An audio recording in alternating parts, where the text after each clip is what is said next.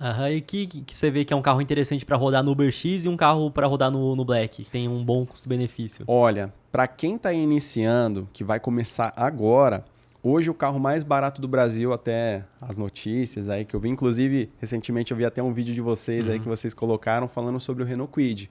Hoje o Renault Kwid na opção de carro 0 km é o carro mais acessível para o motorista que está iniciando. Se essa pessoa ela quer comprar um carro 0 km para começar a rodar, o Renault Kwid é uma excelente opção. Por quê?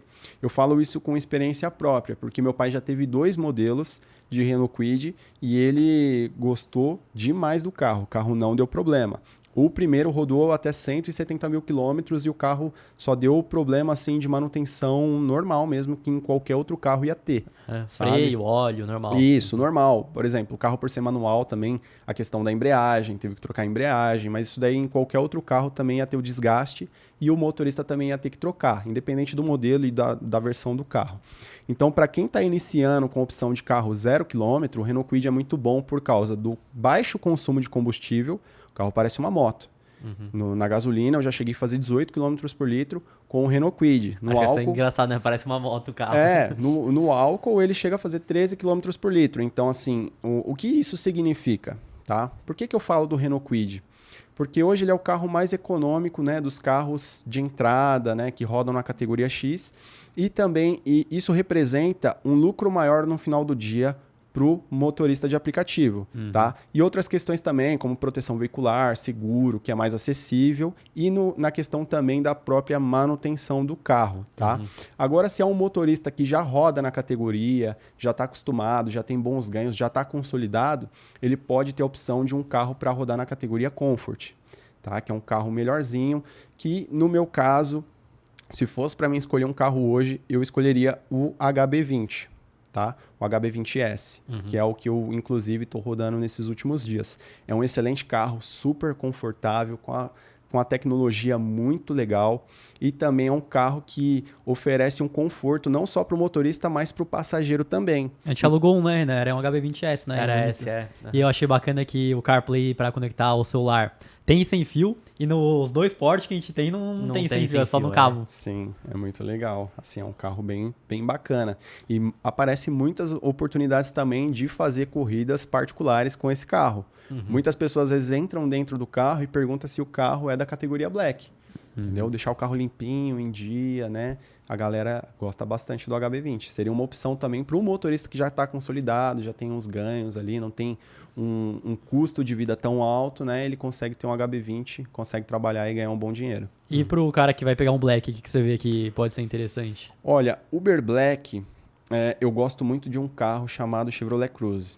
Gosto muito desse carro, né? Porque ele tem uma tecnologia muito boa, né? Um carro bem bonito, bem imponente. E também é um carro custo-benefício. É um carro que não é tão caro, né? Só que é igual eu disse para vocês. Aí a proteção ou seguro nesse carro já fica mais elevada e o custo de manutenção também. Então, o motorista ele tem que pesquisar muito antes de tomar essa decisão de ir para o Black. E na minha opinião, o motorista que vai para a categoria Black é um motorista que ele acaba em algum momento migrando para atender executivo. Ele vai trabalhar no aplicativo apenas para captar clientes para fazer corridas particulares, tá? Eu tenho até um colega que mora em Curitiba que ele faz isso, ele tem um Tigo 8. Então, assim, é um baita de um carro, assim, que quem olha fala, ué, como assim? Um motorista de aplicativo trabalhando com Tigo 8 de 7 lugares. Ele passa o cartãozinho já, o contato para captar os Sim, clientes então, assim, dele. ele atende, inclusive, ganhadores de Big Brother. Entendeu? Então, assim, ele fez lá o estilo dele de trabalho, né? Foi atendendo... Pô, o cara trabalha de social, assim, cabelo bem cortado. Todos os dias você não vê o cara despenteado. Entendi. Entendeu? Então, assim, ele decidiu fazer isso e conseguiu ter sucesso nisso. Então, basicamente, ele usa do aplicativo só para conseguir ter uma amostragem de clientes que ele vai apresentar o serviço particular, né? Sim. E para carro usado para rodar no X, o que você vê? Olha, uma das opções que eu indicaria para a galera, com certeza, seria o Logan. Eu vejo assim que o Logan é um carro muito bom para quem vai financiar usado, tá? Porque eu tenho um vizinho que ele tem um Logan e assim, o carro nunca quebrou. Você precisa ver como é que ele fala do Logan. Ele fala muito bem do carro. diz que nunca quebrou. E é um carro também que entra na categoria Comfort, né? Então eu acho que é uma ótima opção como um carro seminovo, né? Com um ano mais antigo, para você pegar um carro assim com um preço bem interessante, né? E trabalhando ali, né? Você vai conquistando ali no dia a dia e depois você consegue comprar um outro carro melhor.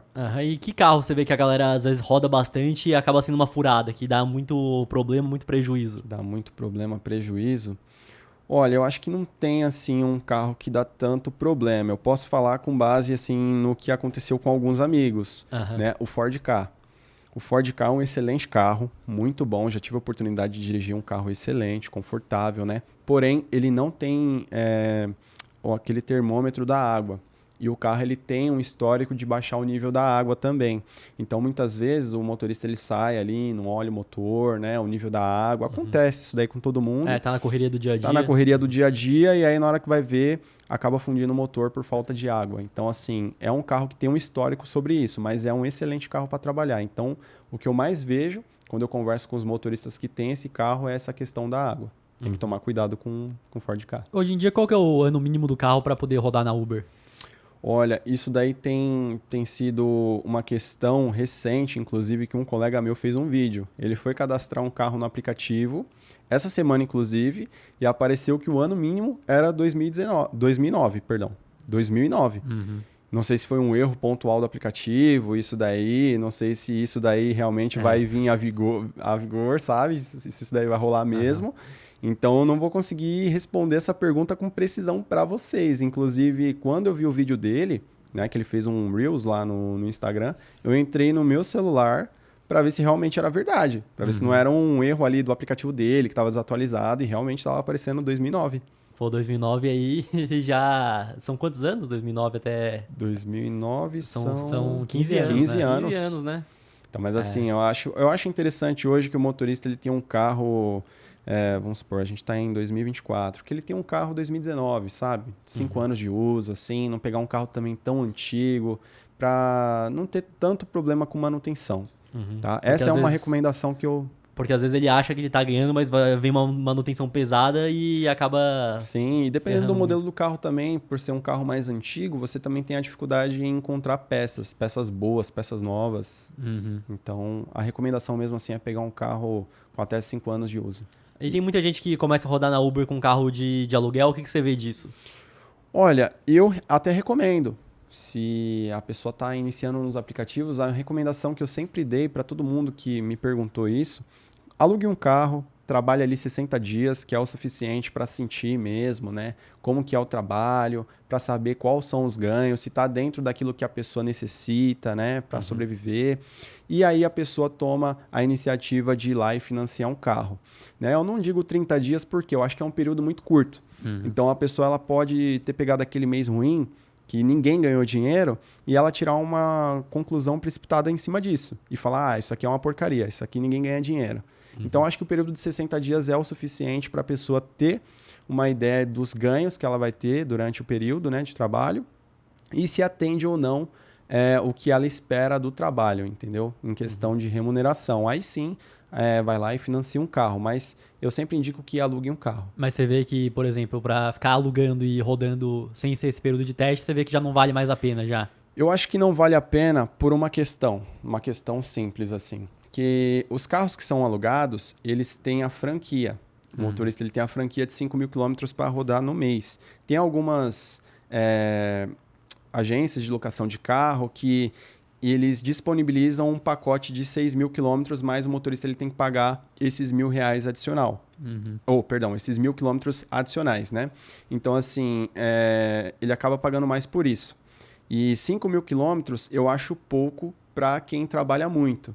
A pessoa que trabalha 12 horas, geralmente ela roda mais do que 5 mil quilômetros no mês. Dá 167 quilômetros por dia, então vai rodar mais já aqui. Vai rodar mais, entendeu? Só que assim, faz essa conta vezes 20 dias. Divide por 20, pra gente saber. Porque geralmente o motorista de aplicativo ele trabalha entre 20 e 26 dias.